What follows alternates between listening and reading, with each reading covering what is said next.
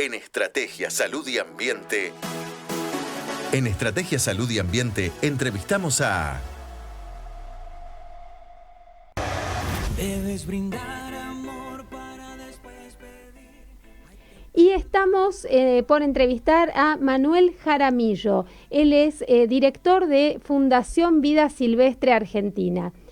¿Qué tal, Manuel? Te saluda Gabriela Ensink y estoy con Elisa Soto en Estrategia Salud y Ambiente. ¿Cómo estás? Hola, Gabriela, Elisa, un gusto saludarlos a ustedes y a la audiencia. Buenas tardes, Manuel. Bueno, muchas gracias por atendernos hoy, que justamente es el Día de la Vida Silvestre, y esta semana hubo varias noticias, desde el nuevo informe sobre cambio climático, que no te vamos a pedir que te explayes en cuestiones técnicas, pero sí por ahí que relaciones esto que nos está pasando, o si le tuvieras que contar a las personas cómo realmente impacta este fenómeno en su vida, y cómo se relaciona, por ejemplo, con los incendios que estuvimos viendo y con la muerte de animales que hubo ahí en términos de pérdida de la vida silvestre. Sí, sin duda el efecto del cambio climático es cada vez más presente y evidente, y este nuevo informe un poco refuerza esta situación, como también hace un llamado claro y directo a que cambiemos nuestras pautas de producción y consumo para reducir los impactos negativos del cambio climático y también para adaptarnos al cambio climático que ya está presente. Y ahí quisiera detenerme, ya que una cuestión de adaptación al cambio climático es estar mejor preparados para poder afrontar las posibilidades de incendios recurrentes, intensos y amplios como los que estamos teniendo alrededor del mundo. Recordemos que lo que ocurrió en Corrientes es comparable a lo ocurrido en Australia o lo ocurrido en Amazonas o el año pasado en la zona de Córdoba, en nuestro país. Entonces, los eventos extremos de sequías, de temperaturas altas y también de inundaciones y de temperaturas bajas van a ser más frecuentes con el cambio climático y van a exponer más a la vida silvestre, de la cual justamente queremos conmemorar hoy su día. Exacto, está muy bueno lo que decís, porque vi muchas discusiones con el tema de los incendios alrededor de más o menos aviones o camiones hidrantes, cuando en realidad esas son estrategias para apagarlos ya, pero a lo mejor deberíamos ver cómo los prevenimos, y en esto supongo que es difícil, y también son difíciles las consecuencias una vez que hay un incendio en términos de la cantidad de especies que mueren ahí o que se tienen que desplazar de sus hábitats.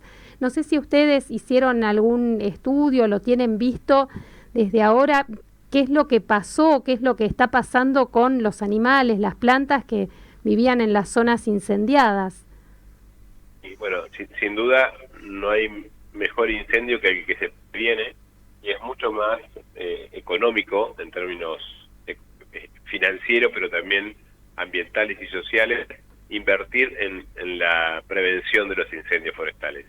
En particular, el Servicio Nacional de Manejo del Fuego, a través de su sistema de alerta temprana, ya venía anticipando que la disminución de la precipitación, las altas temperaturas y la baja humedad relativa ambiente generaban situaciones complejas para el control de los focos ígneos en caso de que aparecieran, y quizás debió tenerse mayor articulación entre las jurisdicciones públicas, pero también con el sector privado, para disminuir, en primer lugar, la continuidad del combustible y la carga de combustible. De esta forma, uno reduce la posibilidad de que los fuegos, una vez que inician, se salgan de control. La posibilidad de establecer y mantener cortafuegos, de mantener limpieza, podas y raleos en las plantaciones forestales, de generar sistemas de detección temprana y de ataque rápido a los focos que pudieran aparecer, hubiera contribuido a disminuir las posibilidades de que estos incendios se salieran de control y se transformaran en lo que conocemos como mega incendios. En relación a la fauna, como vos decías, hay que tener en cuenta que, en particular en Corrientes, la mayoría de los ambientes que se han quemado han coevolucionado con el fuego. El problema es que hoy los fuegos han sido de muchísima intensidad y de muchísima superficie.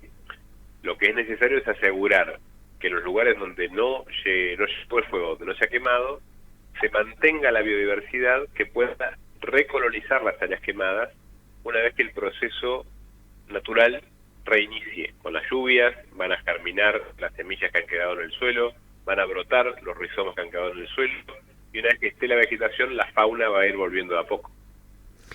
Manuel, probablemente tu respuesta sea afirmativa, pero de todas maneras igual la quiero formular. Frente a lo que vos decías, ¿no? A nivel social se habla de los incendios cuando están aconteciendo. ¿Vos considerás que faltan campañas de información, es decir, campañas de concientización alrededor del tema? Sin duda. De hecho, gran parte del trabajo de prevención, más allá de disminuir la carga y contenido del combustible, tiene que ver con las campañas de concientización. Años atrás era muy frecuente que todos los medios de comunicación estuvieran planteando spots de radio o televisivos justamente sobre la importancia de apagar los incendios, de alertar ante los incendios forestales. Se trabajaba mucho en educación ambiental en los colegios, se generaban afiches que estaban disponibles en las áreas donde los productores rurales podían estar presentes. Entiendo que eso ha ido disminuyendo. Y entiendo también que en los anuncios que se han hecho del Gobierno Nacional sobre el aumento significativo que estaría destinado al Servicio Nacional de Manejo del Fuego para el 2022, debería fuertemente invertirse en prevención y en concientización. Es una tarea que nunca debe detenerse, porque cuando se detiene se pierde todo lo ganado a lo largo del tiempo. Y lo que necesitamos hacer es invertir más en prevención para gastar menos en control. Porque aparte, cuando uno hace números, se calcula que alrededor de 20 veces es necesario invertir para recuperar las áreas quemadas en relación a lo que se invirtió para frenar un incendio. Entonces, apagar un incendio es costosísimo, pero recuperar las áreas quemadas es muchísimo más costoso. Manuel, y desde Vida Silvestre, desde la Fundación, ¿hay algún proyecto o algún programa incluso que ustedes ya tengan disponible como para contribuir a esto de la concientización? Bueno, Vida Silvestre ha trabajado a lo largo de su historia con spots radiales que los hemos reeditado con apoyo de diferentes referentes y los hemos puesto a disposición. Hemos estado trabajando desde hace muchísimo tiempo en educación ambiental. Tenemos en nuestra página web un sitio específico de educación ambiental que, entre muchas cosas, aborda obviamente la temática de los incendios forestales y el fuego. Y obviamente hemos venido en cada momento que ha sido noticia del fuego, lamentablemente cada vez más frecuente y recurrentemente, publicando columnas de opinión, noticias o participando, como en este caso, de entrevistas en las cuales transmitimos de alguna forma a la sociedad la importancia de un manejo apropiado del fuego y de la responsabilidad en su uso. Buenísimo, Manuel, desde ya vamos a estar a disposición para difundir esos spots, campañas, y también te quería preguntar respecto a la forestación, porque muchas veces se la piensa como, bueno, sembrar árboles está bueno. Ahora lo que ocurrió en Corrientes es que son forestaciones de especies no autóctonas, y a lo mejor eso, vinculado con lo que es la vida silvestre, ¿no? Traer especies de árboles que no son de la zona, termina siendo perjudicial. ¿En qué medida vos ves que esto está ocurriendo? Mira, sin duda en Corrientes hay una enorme superficie de cultivos forestales o de plantaciones forestales. No voy a usar el término bosques cultivados porque en muchos casos esas plantaciones no son bosques, son cultivos monoespecíficos de especies exóticas, como bien decías, que han sido centrales para el desarrollo económico y productivo de la región, que tienen una clara finalidad, que son importantes y necesarios para la actividad humana, pero que tienen que ser bien manejados. La responsabilidad en la poda, en los raleos, en el mantenimiento de los cortafuegos, en el control de la invasión que muchas veces se da cuando las plantaciones no son bien manejadas y se han usado especies exóticas invasoras, como puede ser el pinolioti, por ejemplo, que muchas veces está presente sobre campos aledaños o sobre las propias rutas. Eso es responsabilidad del productor, y el Estado provincial y nacional tiene que bregar porque esa responsabilidad del productor se ejerza para controlar estas especies que, si prenden fuego, son un enorme daño económico para el propio productor, para el Estado, que muchas veces cofinanció esas plantaciones, y obviamente para la sociedad en su conjunto, que se ve afectada por los incendios que muchas veces abarcan enormes superficies. Lo que sí quisiera remarcar, que en los incendios de Corrientes, según la última información que tengo, se quemaron aproximadamente 38.000 hectáreas de plantaciones forestales. Eso es un 4% del total de los incendios, y aproximadamente la misma superficie de bosques nativos. Lo demás que se ha quemado han sido principalmente esteros y bañados y diferentes áreas de pastizales que, como te decía, en general han coevolucionado con el fuego. Manuel, sacándote un poco del tema de los incendios, ¿no? En el día a día, ¿cómo impacta en la sociedad, en las personas, este cambio climático que sin duda ya se está produciendo?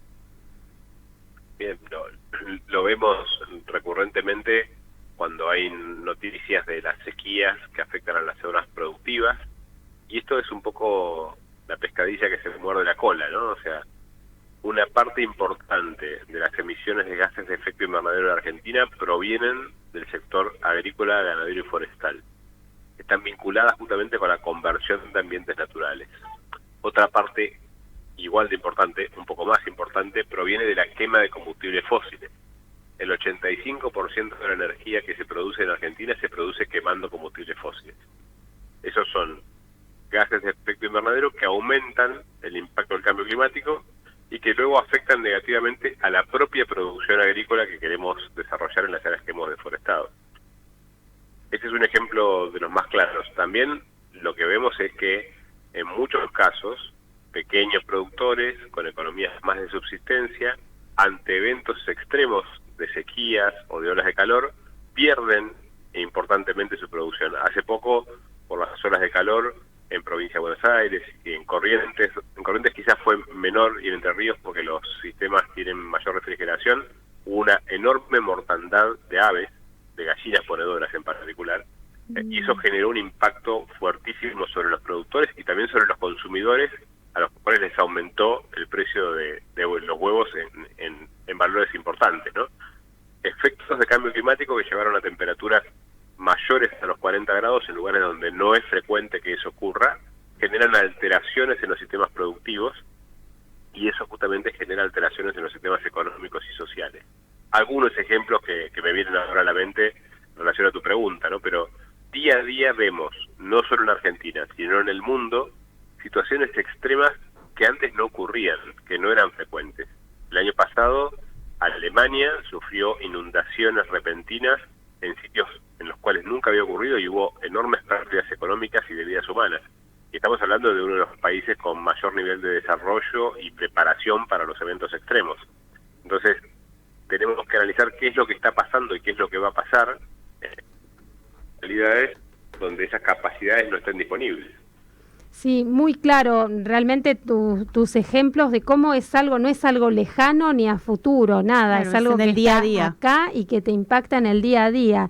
Manuel, yo te hago la última cortita, volviendo al tema de la vida silvestre, porque dimos al principio del programa, entre las econoticias, el rescate de una familia de tigres de Bengala que habían quedado atrapados en un vagón en San Luis.